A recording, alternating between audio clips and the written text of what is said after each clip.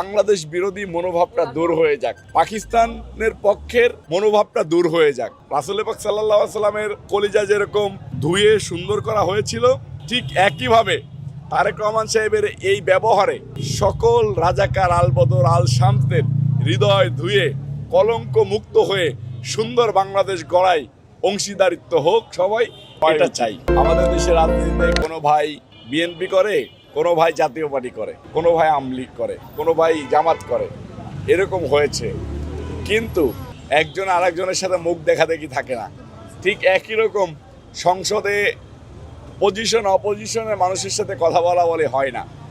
আমরা চাই যে তারেক রহমান সাহেব যে নজির করলেন এটা ধারাবাহিকতা থাকুক, বাংলাদেশে একটা সুন্দর সুফলা বাংলাদেশ গড়ুক, মানুষের হৃদয় হোক এরকম যে আমরা 20 কোটি মানুষ একত্রিত হয়ে বাংলাদেশটাকে সুন্দরভাবে গড়তে চাই।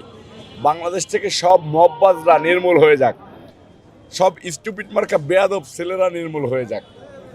বাংলাদেশ থেকে বাংলাদেশ বিরোধী, বাংলাদেশের মানুষের ভিতর থেকে বাংলাদেশ বিরোধী মনোভাবটা দূর হয়ে যাক, পাকিস্তানের পক্ষের মনোভাবটা দূর হয়ে যাক। রাসূল পাক সাল্লাল্লাহু আলাইহি সাল্লামের কলিজা যেরকম ধুয়ে সুন্দর করা হয়েছিল, ঠিক একইভাবে তারেক রহমান সাহেবের এই ব্যবহারে সকল রাজাকার আলবদর আল শামসদের হৃদয় ধুয়ে কলঙ্ক মুক্ত হয়ে সুন্দর বাংলাদেশ গড়ায় অংশীদারিত্ব হোক সবাই, এটা চাই। তারেক রহমান সাহেবের এরকম সুন্দর আচরণ বাংলাদেশের মানুষের প্রত্যাশা ছিল, সেই প্রত্যাশা উনি প্রধানমন্ত্রী হওয়ার শপথ নেওয়ার আগেই প্রমাণ করে দিলেন। বিএনপির চেয়ারম্যান জনাব তারেক রহমান সাহেব তো সুন্দরভাবে বাসায় এসে তাদেরকে আহ্বান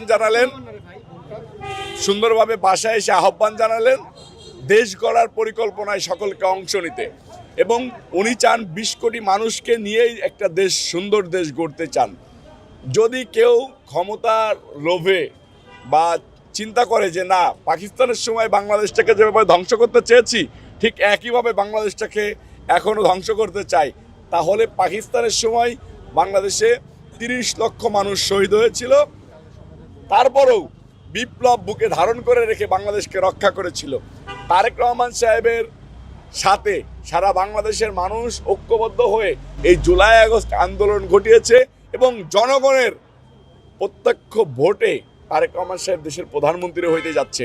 তাহলে বুঝতে হবে দেশের জনগণ তারেক রহমান সাহেবের সাথে রয়েছে। কোনো অন্যায় ষড়যন্ত্রকারীকে আর বাংলাদেশের মানুষ প্রশ্রয় দিবে না। তাই তারেক রহমান সাহেবের সাথে থেকে বাধ্য হবে তারা দেশ গড়ার পরিকল্পনায় অংশ নিতে। যদি না চায় তাদেরকে